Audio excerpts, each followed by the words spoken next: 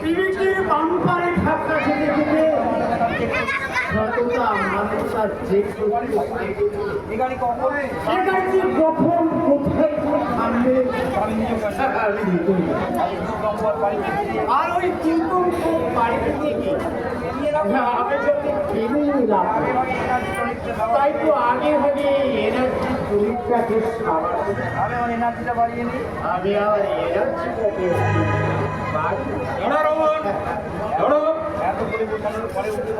এত করে প্রধানের পরে তুই কি চাস তোর লক্ষ্যপ্রদানের যন্ত্রণা বুকে নিয়ে আমি তিল তিল করে শেষ হয়ে যাচ্ছি। তুমি কি বলছো এই অকালে তোমার কোনো কিছু হয়ে গেলে তোমার বাপের সাম্রাজ্যে আশীর ঘরে তোমার বাপের শুরু করা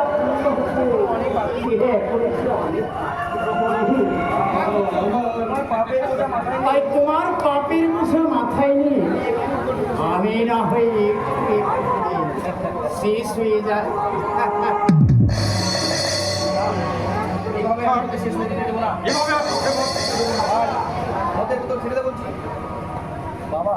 বাবা আমি স্বীকার করছি আমি অনেক পাপ করেছি কিন্তু সেই পাপের রাজ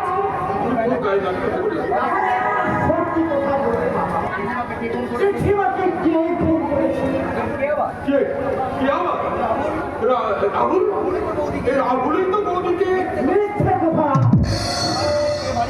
5 বছর পর বিলেত থেকে বাড়ি ফিরে দাদার জেঠিমার মধ্যে কি এমন ঘটনা ঘটছে যে দাদা হঠাৎ জেঠিমাকে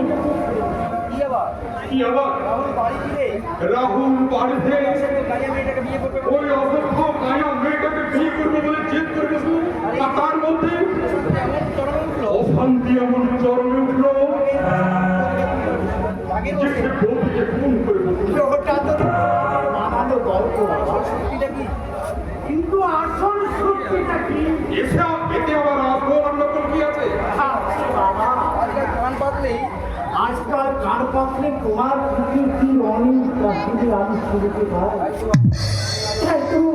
তাই তো আমার মনে হয় কেন কেন জেঠিমাকে খুন হতে হলো আর সেই দাদাকে ছেড়ে যেতে হলো কেন আর যে পুলিশের হঠাৎ নিরীক্ষিত হয়ে গেল আসলে এই হতে ভাগা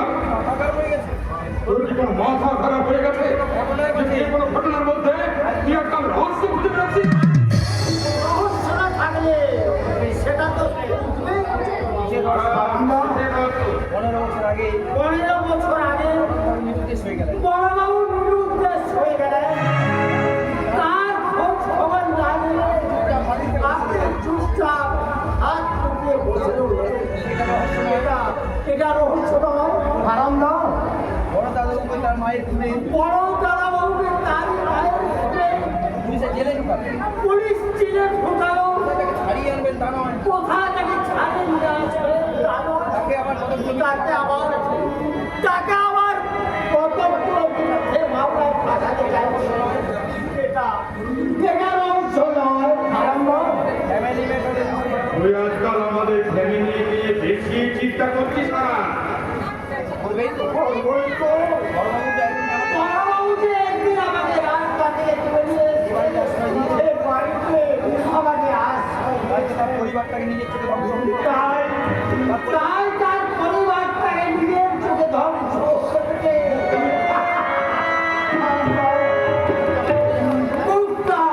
বুকটা যে আমার ফেটে যাচ্ছে বাবু এতই যখন কষ্ট তখন তো এই বাড়ি ছেড়ে চলে যাবে।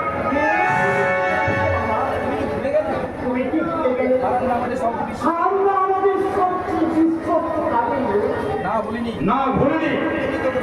আর সেই জন্য আমি বলছি কাজের লোক শুধুমাত্র কাজের লোক হয়ে থাকবে নিজের অধিকারের সীমা লঙ্ঘন করে বাড়ির লোক চেষ্টা করলে ঘর হত্যা করে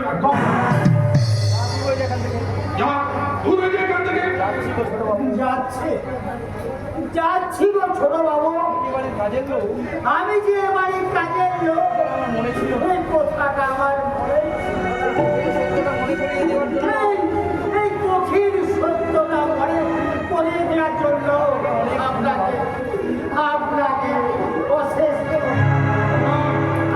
আর ধরে দূর করে দেওয়ার কথা বলছেন।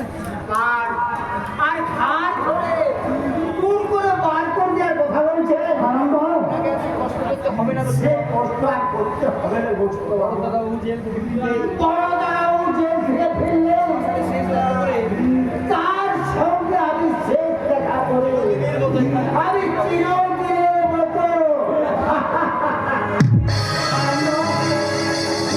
শেষ দেখা করে এখান থেকে চলে যান। এখান থেকে আমি চলে যাব। করবে বাবা, এই মানুষটা আমাদের ফ্যামিলির জন্য যে মানুষটা আমাদের ফ্যামিলির জন্য এত ভাবে তুমি এভাবে আঘাত দিলে তাকে তুমি এইভাবে আঘাত করবে? কেন বাবা? কেন কেন বাবা কেন? অজান্তে এই মৌচাকে তবে কি হারাম না ওরা মৌচাকে তীর ছুঁড়ে মেরেছে? এসব বাবা কি আমল তামল করতেছে? এরকম আর কেমন তেমন বলছিস না কথা ভাড়া ওকে নিয়ে আর আমার পারি না। ওকে নিয়ে আর করি রুষা, রুষা। এই রুফা রুফা কি হয়েছে? কি হয়েছে আঙ্কেল? এমন অতিরিক্ত হয়ে আমায় ডাকছেন কেন? ওরা সব কি পাগলের মতো কথা বলছে? রাহুল এসব রোহন এসব কি পাগলের মতো কথা বলছে আমার কাছে পাগলামো করে? তোমার কাছে কি এভাবে পাগলামি করে হ্যাঁ আঙ্কেল, ও যে কিসব বলে আমাকে মাথাগুলো কিছুই বুঝে পাই না। এসব কথা তুমি আগে বলো না কেন লোকে আমি পাগলা করে দেই। তাহলে ওকে আমি পাগলা করে দিয়ে না, না, ওকে বাংলা গাড়িতে পাঠানোর কোনো দরকার নেই। আমি যখন ওর দায়িত্ব নিয়েছি তখন আমি ওকে ঠিক স্বাভাবিকভাবে সুস্থ করে তুলবো। তুমি এখন আর মদ খাওয়া চালাতে পারলে না কেন? তাহলে তুমি এখন ওর মদ খাওয়া চালাতে পারলে না কেন আজকাল তো দেখছি আগের চেয়ে আরো বেশি। আর আজকাল দেখছি ও আগের থেকে বেশি করে মদ খায়। আমি আঙ্কেল। আমি আঙ্কেল। পাবে, খাবে আঙ্কেল, খাবে। বলে না? ওই যে কথায় বলে না, প্রতি নেবার আগে বেশি বেশি করে চলে, আর আপনার ছেলেও মদ ছাড়ার আগে একটু বেশি বেশি মদ খাচ্ছে তাই। আর আপনি ওর হাত থেকে মদের আর আপনি ওর হাত থেকে মদের বোতলটা ছাড়িয়ে নিয়েছেন বলে এমন উল্টো পাল্টা কথা বলছেন। তিনি ওটা আমার হাতে কিন্তু ওটা নাও নাও রোহন খাও। Thank you Rupsa, many many thanks. পারছি না। বলছি না। চোখের সামনে ছেলেটার এই অবস্থা চোখের সামনে ছেলেটা এই অবস্থা। কিছুতেই দেখতে পারছি না। আমি আমি ঠিক দেখতে পাচ্ছি না। কেমন করে পারো? তুমি যেমন করে পারো আমার ছেলেটাকে স্বাভাবিক জীবনে ফিরিয়ে তুমি আমার ছেলেটাকে স্বাভাবিক জীবনে ফিরিয়ে আনছো প্রয়োজনে আমি তোমার সাথে রোহনের বিয়ে প্রয়োজন হলে আমি তোমার সাথে রোহনের বিয়ে বাবা সেই করে বললে আমি আমার রোহনকে সুস্থ দেখতে চাই। আমি আমার রোহনকে সুস্থ দেখতে চাই। আমি যে আমি মরেও শান্তি পাবো না। না হলে তুমি মরে শান্তি পাবে না। মরেও শান্তি। মরে অন্যের শান্তি পেয়ে নিয়ে জীবনে কোনোদিনও সে জীবনে কোনোদিন শান্তি পায় না বাবা। প্রদীপ দেওয়ার আগে বেশি করে প্রদীপ দেবার আগে করে চলে ওঠে। বেশি করে জ্বলে ওঠে কিন্তু জেল পেয়ে না, অতিরিক্ত পেট পেয়ে আরো বেশি করে উজ্জীবিত হয়ে ওঠে। সময়ই বলে। সেটা তো স্বাভাবিক। আমাকে তো ভাই, আমাকে তো ভাই কোথায় যাচ্ছ? বাবার কাছে বাবা সবটুকু নকল দিয়ে বাবার সবটুকু নকল হলো কেন জানি না। আজ বাবার চোখের জলটা আমার কাছে আসুন করি, বাবার পায়ে তাই তো এই বোতলটা বাবার পায়ের তলায় রেখে আজ থেকে আমি প্রতিজ্ঞা করে বলবো, বাবা আজ থেকে আমি আর মদ খাবো না। তোমার মাথাটা যাচ্ছে মদ লাগতে পাবে, তুমি তোমার পুরোনো যন্ত্রণাগুলোকে ভুলে থাকতে তোমার দাদা পারবে, তোমার দাদা খুন না হলেও তুমি ভালো কষ্ট না। মনে করতে চাই না। তুমি এই কথাটা আমি মনে রাখতে চাই না। আমি মনে করতে চাই।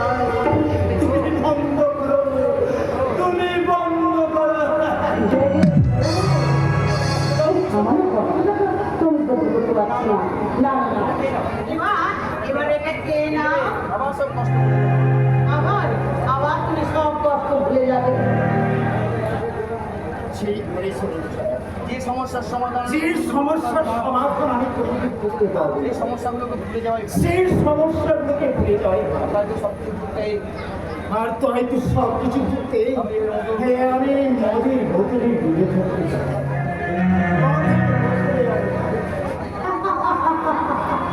এ জীবন মধুর ভরিয়া শুধু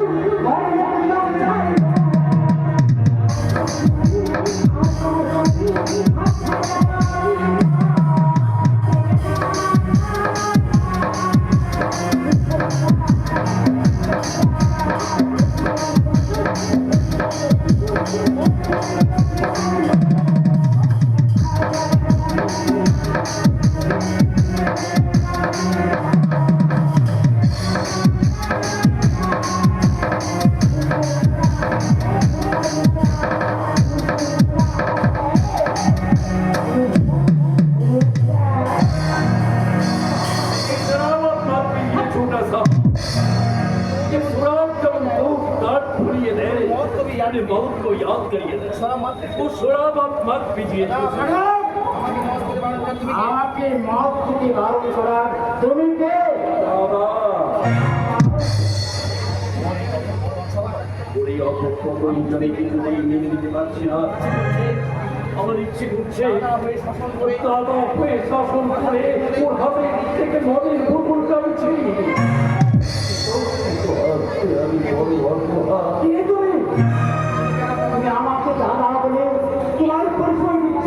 মাফ করেছে। मुझे माफ कीजिए साहब, আমার একটু বিলকুল আপনার মতো ভাই ছিল। আমার একটু বিলকুল আপনার মতো ভাই ছিল, আমার বহুত প্যার করছে। সে আমাকে बहुत प्यार करतो, ऐसा ही शराब पीते ये ऐसा ही शराब पीते उसका मौत हुई, इसीलिए हम बच्चे साहब वो शराब मत पीजिए। शराब তুমি আমি আপনাদের কোম্পানি जी আমি আপনাদের কোম্পানির ড্রাইভার আছে। নতুন ড্রাইভার हाँ আমি ছোট जी हाँ छोटा साहब, जी हाँ मीन साहब, वो लाहिड़ी साहब আমাকে भेजिए दिए बोलो कि छोटा साहब उनका गर्लफ्रेंड के लिए सब इन्होंने शॉपिंग करते जाते, इसलिए हम चले आता चले चले छोटा साहब আমি তো तैयार ছোট में সাপ আছি, তুমি না সেটা তুমি জানো না। ये दो ना जाने साहब, वो लाहिड़ी साहब को तुम्हारे छोड़ा तस्वीर देखिए আমাকে तेरी पहचान करे दिए थे छोटा साहब अपनी छोटा साहब সৌরে মেম और ओ उन्में साहब अपना बेट भी आते কিন্তু মেম সাহেব আপনি তো ছোট সাথে গার্লফ্রেন্ড আছে আপনি তো छोटा साहेब এর গার্লফ্রেন্ড আছে, আপনার দোস্ত আছেন मतलब दोस्त আছেন, বন্ধু भी আছেন, বন্ধু হয়ে ও বন্ধু হয়ে বন্ধুকে নষ্ট হতে দেখে আপনি মজা নিচ্ছেন মেম সাহেব। আপনি ভালো বল মেম সাহেব, ছোটা সাহেবের ভালো চায় না খারাপ চায়? আমাকে পার্সোনাল আমাদের পার্সোনাল ব্যাপারে একদম মাথা গলানো সামান্য ড্রাইভারের মতো থাকবে। মেম সাহেব, আমি ড্রাইভার বলে ইনকান আছে और मालूम হচ্ছে আপনি बिल्कुल बेइंसान আছে, তা না হলে সব পিতে দেখে छोटा सबके शराब पीते देखे আপনি চুপ থাকতেন না, মালুম হচ্ছে বাইরে দোস্ত দেখাচ্ছেন আপনি বাইরে তো কি দেখাচ্ছেন আর ভিতরে দুশ্মনী भी লোকটার নামে একটা বাজে কথা বলছেন রূপসার নামে আর একটা বাজে কথা। তোমাকে আমি তোমাকে আমি ছেড়ে করি, তোমার ওই স্নেহ তোমার ওই স্নেহ বন্ধে সামনে আমার প্রিয়কে উচ্চবনে করে দিচ্ছে। তোমার এই সেরা সেরা কীর্তি যেন আমি পছন্দ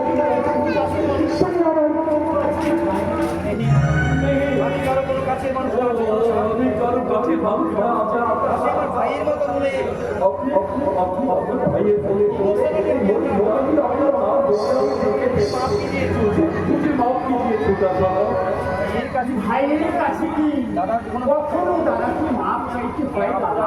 क्या बोला साहब? एक मामूली ड्राइवर क्यों? ড্রাইভার তো ভাই তুমি আজ থেকে আমি তোমায় দাদা বলি। আর তুমি আমার নাম ধরবে আর তুমি আমার নাম ধরে छोटा साहब देखिए দেখেন মেম देखिए मेम साहब यही असली यही असली दिलदार दुनिया से इसको दिल का और इसको दिल का अंदर घुसते गेले अपना के भी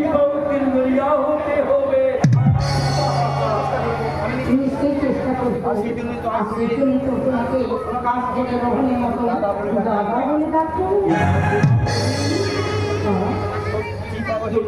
তো ঠিক আছে আমি সিরেফ দাদা নয়, তোমাদের জীবন গাড়ির ড্রাইভার হয়ে তোমাদেরকে পৌঁছে দেব। আসি আর অন্যের গন্তব্যস্থলে।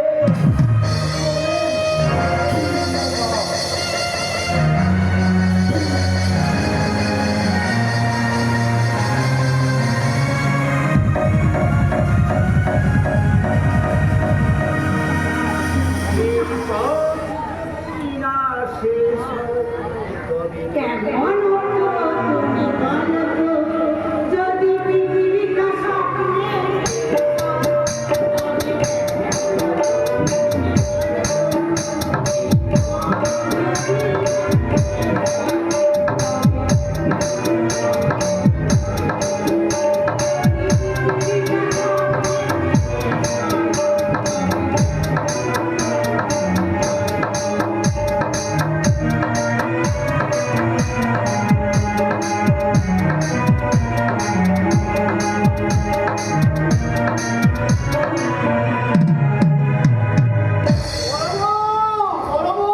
আরে কোথায় গেলে তুমি?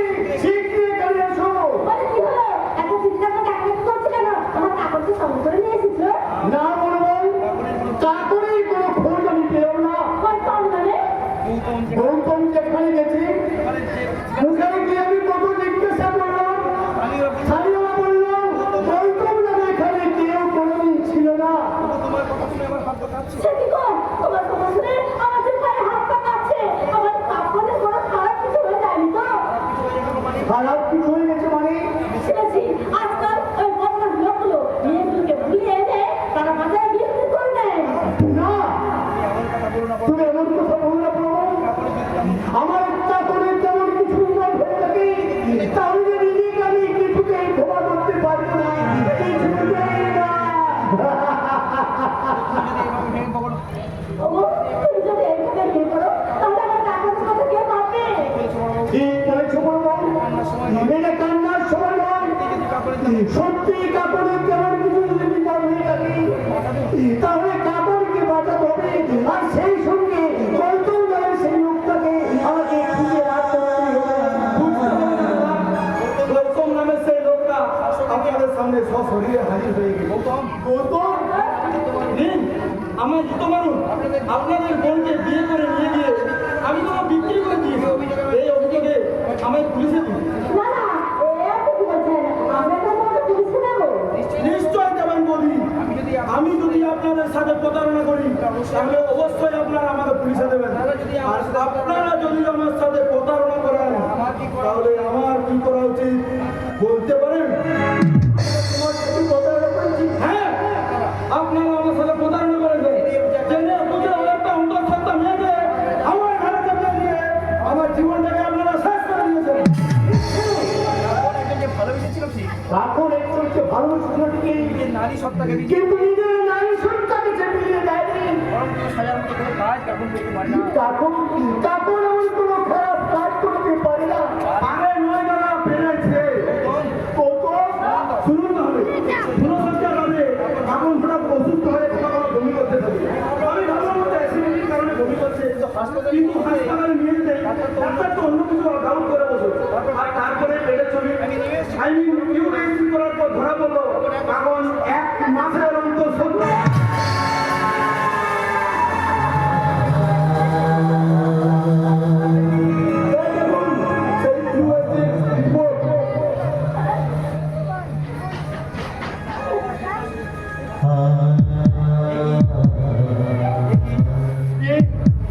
আমি কি দেখছি? শয়তানি মেয়েটা আমার বংশের মান সম্মান শয়তানি বীজ আমার বংশের মান সম্মান তুলে মিশিয়ে দিয়েছে। সব এগুলো সামনে পেলে সামনে পেলে ওই হয়তো ভাবি থাকে। না, না গো না। তুমি ওর জন্য কিচ্ছু ভেবো না। ওই রিপোর্ট নাও তো, সত্যি হতে পারে। আমরা আবার নতুন করে সেই রিপোর্টই যদি এই রিপোর্টের সঙ্গে মিলে যায় বলবো তাহলে কি হবে? তাহলে কি হবে? বীজটাকে যত বিচ্ছাদি যতই খাটবে ততই নির্বন্ধ হবে। তাই আমি তোমার কাছে হাত করে ঘোরাবো। একটা অনুরোধ করছি গো গঙ্গা, তোমার কাছে আমি একটা অনুরোধ করছি বলতো, কাপড়ের পেটের ওই পাপটাকে নষ্ট করে তখন ওই পেটের বাচ্চাটিকে নষ্ট করে কাপড়কে তুমি সরল মনে জেনে না। তখন কি তুমি সরল করে নিয়ে নাও। অসম্ভব অন্যার হচ্ছিস না রে কখনোই আমি মাস্টারি বলে স্বীকার করবো না বেশ দিতে পারছি, আমি বেশ আমি বেশ বুঝতে পারছি সব কিছু জেনে সব কিছু জেনে বুঝেও মেয়েটাকে আমি ওই মেয়েটাকে আপনারা আমার ঘরে চাপিয়ে দিয়েছেন সবাইকে আমি সবাইকে মিলে পুলিশ হবো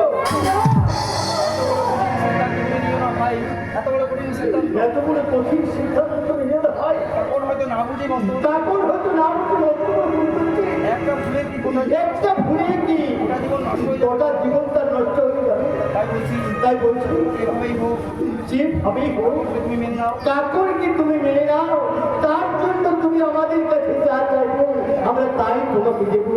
বেশ আপনি যখন এত বড় বলছেন তখন সামনে করে সব খবর করে মূলত হার মনে করে গোড়ায় ধরে কিন্তু সেই মূল্যটা কিন্তু আপনাকে দিতে হবে না। অন্তর্মূল্য I mean, আপনি আপনার বলার পরম্পরা শুনুন আমায় নগদ 5 লাখ টাকা দিতে হবে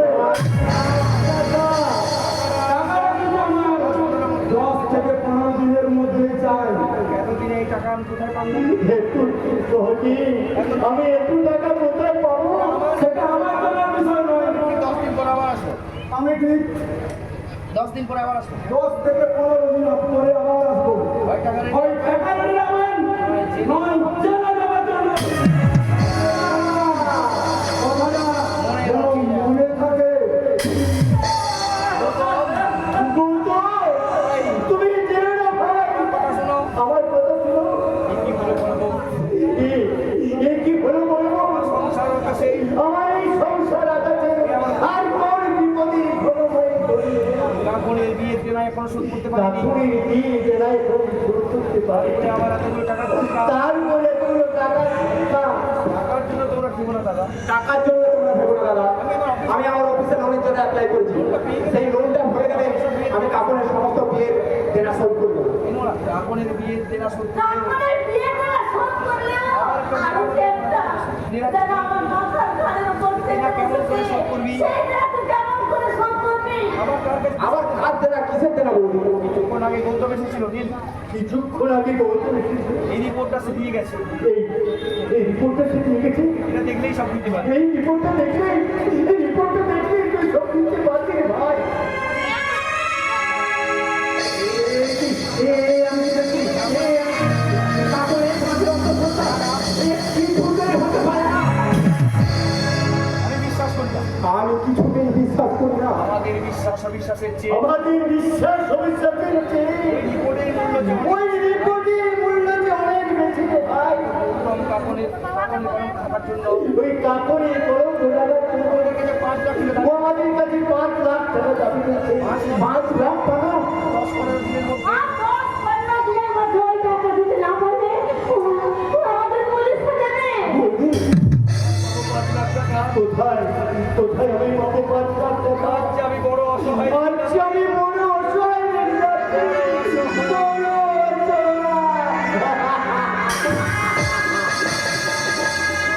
অসহায় কেন দাদা? অসহায় কেন দাদা? অসহায় কেন দাদা? তোমার পাশে আছি। তা আমি তো তোমার পাশে আছি। দাদা তুমি চিন্তা করো, দাদাকে তুমি চিন্তা করতে বারণ করবো। তোমার অভিযোগ যদি সত্যি হয় কাপড়ের অভিযোগ যদি গৌতমের অভিযোগ যদি সত্যি হয়, টাকার ব্যবস্থা আমি করছি। তাহলে 5 লাখ টাকার ব্যবস্থা আমি করবো। আর তুই এদের জন্য একটা টাকাও খরচ করবে না। এ তুই কি বলছিস রে? বড় বিপদ। আমাদের কাপড়টা বড় বিপদ। ওই টাকা যদি না দিতে পারা যায় তাহলে আমাদের কাপড়ের চেয়ে একদম শেষ হয়ে যাবে। তাতে আমাদের কি? কাপড় ধরে কাপড় তো একার মন নয়। একাই ঝামেলা একাই করবে। সব ঝামেলা করতে হবে। বিউটি, যা বোঝো না আমি এ কথা বলবো না।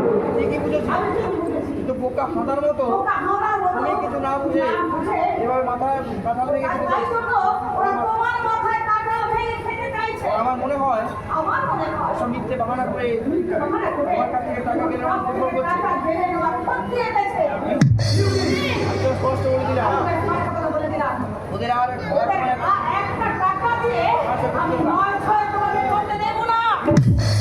ছি, ছি, ছি, ছি, ছি। সব তুই কি বলছিস রে মা? এই তুই কি বলছিস রে মা? রাত্রি বাবাজি যদি নীলাদ্রি বাবাজি যদি সংসারের জন্য একটু অপচয় একটু আত্ম অপচয় করেই থাকে, সেটাকে তুই নয় ছয় বলে বাবাজির বলে কষ্ট দিচ্ছিস?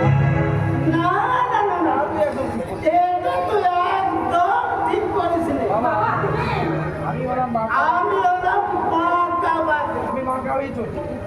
আমি বাঁকা হয়ে চলি, কিন্তু সোজা কথা বলি। আর তুই আমারই মেয়ে হয়ে বাঁকা পথে চলতে শুরু করেছিস। না, না, না, না, এটা তো মোটেই ঠিক কাজ হয়নি। বোঝান বোঝান মেসমশাই, তোকে খুব ভালো করে বোঝান। আমার সংসারটা মহা বিপদ। আমরা সবাই মিলে এক না হলে আমাদের সোনার সংসার যে একেবারে সংসার হয়ে যাবে, একেবারে সংসার হয়ে যাবে। না না বৌদি না, নিজের হাতে গড়ায় সংসার দাদারই নিজের হাতে গড়ে সংসারটাকে আমি কিছুতেই শ্মশান হতে দেবো না। আমার সব কিছু সামর্থ্য দিয়ে আমার সবটুকু সামর্থ্য দিয়ে তুমি স্বর্গ করে এই সংসারটাকে আমি স্বর্গ করে দেবো। এই সংসারটাকে আমি স্বর্গ করে দেবো। এই সংসারটাকে সার্ভ করে ভক্তি দিয়ে আমাদের জীবনটাকে তুমি নষ্ট করতে পারবে না। তাই বলছি তাই বলছি 5 লাখ টাকা দিয়ে দেবে না। 5 লাখ টাকা তুমি কিছুতেই দেবে না। 10 লাখ বাবাজির ইচ্ছে হলে 10 লাখ 10 লাখ টাকা দেবে। আর এই নিয়ে যদি তুমি পাওনা দিয়েছো, ওর সাথে আমি সব সময় তোমার সাথে আমি সমস্ত সম্পর্ক ছিন্ন করে দেবো। অস্থির হচ্ছিস কেন রে মা? আরে, তুই এত অস্থির হচ্ছিস কেন? দেখ বললে কি করে দেখ না, নীলাদ্রি বাবাজি কি করে। বাবাজি তো টাকা দিয়ে দেবে। বাবাজি তো টাকা দিয়ে চলে গেছে না। হ্যাঁ মা যা বলছিলাম হ্যাঁ, যা বল। কয়েকদিন আগে তুমি বলে এই কয়েকদিন আগে তুই বলছিলি না, তোর নাকি বড় তোর নাকি বড় রাস্তার ধারে জমি কিনে জমি কিনে একটা নতুন ঘর বানাবি। আর সেই ঘরটা নীলাদ্রি বাবাজি তোর নামে লিখে দেবে। এমন একটা জমি বোঝা এমন একটা জমির খোঁজও আমি পেয়েছি। মা ওমা, আমি এবার তখন তোমার জমি কিনে তখন তোমার জমি কেনাকাটা করেছে। এই দেখ এই দেখো, ভুলো বড্ড তোরা ভুলো না। বিকেলে তোর মনে সকালের কথা বিকেলে তোর মনে থাকে না। হ্যাঁ? এই, এই হতভাগা। যা বলবো যা বলবো সব তুমি কাল মিলিয়ে দেখ না দেখ না, ব্যাপারটা আমি কেমন তাহলে তোর পা দিয়ে দিই। তুমি কি আপনাকে জমি কেনার কথা বলেছে?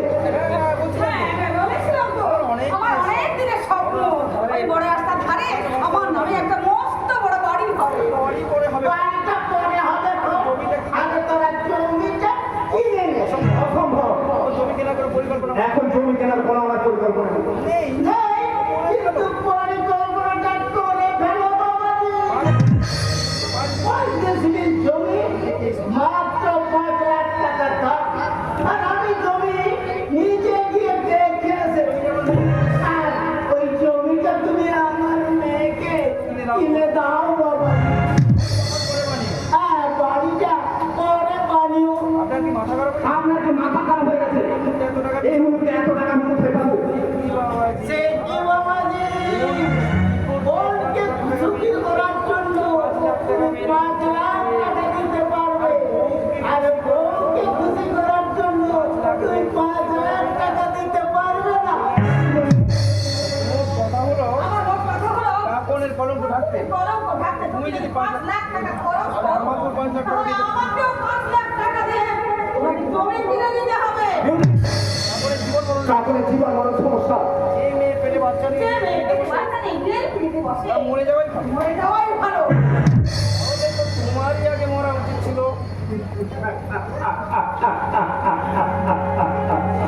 তাহলে তো তোমাকে আগে ওরা উঠেছে। দিতি। কারণ তো তুমিও তো পেটে বাচ্চা নিয়ে ওই বিয়ের পিড়িতে বসেছিলে।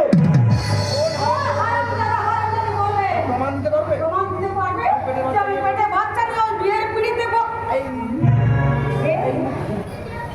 এই এই মুখ পুরি সব ফাঁস করে দিই। কি দিতে সব ফাঁস করে দিল। কি হলো? কি হলো? চুপ করে গেল কেন? চুপ করে গেল। সেদিন কি সত্যি তুমি অন্তঃসত্ত্বা ছিলে? সেদিন কি সত্যিই তুমি অন্তঃসত্ত্বা ছিলে মিথ্যে করে? না, ওই মিথ্যে করে না বাবাজি না। মিথ্যে চিন্তা না। ও আসলে বলতে চেয়েছে ও তার অন্য কারো পেটে বাচ্চা নিয়ে বিয়ের পিড়িতে বসেনি।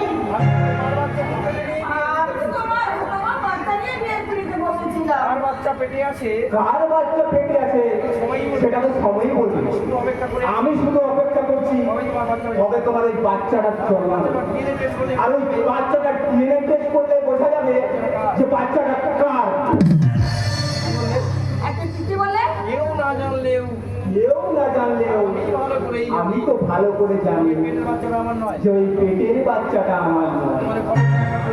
তোমার কলঙ্ক রাখার জন্য তাই তোমার ওই কলঙ্ক ঢাকার জন্য তোমার বাবাকে তুমি তোমার বাবাকে বলো আগে থেকে 5 লাখ টাকা জোগাড় করে রাখতে। 5 5 লাখ টাকা।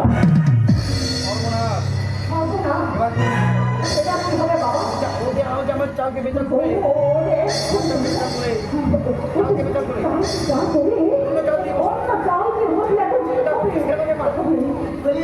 চিন্তা করছিস কেন রে মা? বাচ্চা নেই। তোর পেটে তো কোনো বাচ্চাই নেই। বিনের বেটে বাচ্চা নেই। ধপ দিয়ে বিয়ে দেবে। তাহলে তোমরা ভাব দিয়ে মেয়ে না বলি তো কিছু মহৎ কাজ সম্পন্ন কিছু মহব্বত সম্পন্ন করতে গেলে একমাত্র মিথ্যে কথা বলা অন্য দোষে দিলে। এত বড় মিথ্যে কথা তুই থামবি? একে ওর টেনশনে হাত পাঠাবি। তারপরে ওর খোঁচা মারছিস। তুই টেনশনের কি আছে? এত টেনশনের কি আছে রে মা? তুই বরং এক কাজ কর। তুই বরং এক কাজ কর। সম্ভব বিয়ে বাচ্চা যত শীঘ্রই সম্ভব বাচ্চা দিয়ে পেটে বাচ্চা নিয়ে নে। আর এই বাচ্চাটাকে এই আগের বাচ্চা বলে চালিয়ে দেবো। আমি করিনি বুঝেছো? জামাই জামাই ছায়ারও ছুটে যায়। তোমার জামাই তোমার ছায়াটাই ছুটে চায় না বলে? ও বলে তোমার বাচ্চা না জন্মানো পর্যন্ত আমাদের মধ্যে স্বামী স্ত্রীর কোনো সম্পর্কই হবে না। তোরা নিজেদের এখন দেখছি তোরা নিজেদের ভাবে নিজেরাই বেঁচে গেছি তাই তাই কথা তো জামাই বাবুকে বলে আসবি। কথাগুলো জামাইবাবুকে বলে আনে তোর জামাই বাবুকে কি বলবি রে? বলবো জামাই বাবু জামাইবাবু পেট খালি। দিদির পেট খালি কোনো বাচ্চা টাচ্চা নেই চুপ করে হারামজাদা। শুনলে তোর জামাই বাবা এই কথা শুনলে বলবি জানিস? কি করবে জানিস? জানি তো। জানি তো দিদি তুলে আমাকে বলে দুষ্টুর করে ঘর থেকে দাঁড়িয়ে নেয় আর একটাই কি জানিস? তুই আমাকে জামাই আমাকে জামাইবাবুর কাজ করতেছে দেখিয়ে দেবে না আমাদের মুখটা বল। আগে আমার মুখটা বন্ধ করে দিবে তাই নয় কি বলো? আর কি করলে তোর মুখটা বন্ধ করা যাবে? শুনে দাও। আমার কিছু না আমাকে একটা আমাকে একটা বলো মোবাইল ফোন কিনে দিতে হবে মোবাইল নিয়ে তুই আবার কি করবি? আমার বই আমার বয়সে ছেলেরা যা বলে তাই বলবো ফেসবুক খুলবো আর গান শুনবো ফিল্ম গেম খেলবো বোকা শোকা ছেলে বলে তুই একটা বোকা শোকা ছেলে। বলে তুই মোবাইল চালানো শিখবি কি করে? মোবাইল ঠিকটা হয় না তো বাবা মোবাইল তো কিছু ফেটিয়ে নেয় মোবাইল দিয়ে দিবি কি না না, ও তোকে মোবাইল কিনে দেবে না। তাহলে আমি জামাইবাবুর কাছে চললাম হ্যাঁ, যাস রে ভাই, যাস রে, যাস রে। আমি তোকে কথা দিচ্ছি। আমি তোকে কথা আমি তোকে দিচ্ছি। মোবাইল কিনে দেবো। আমি না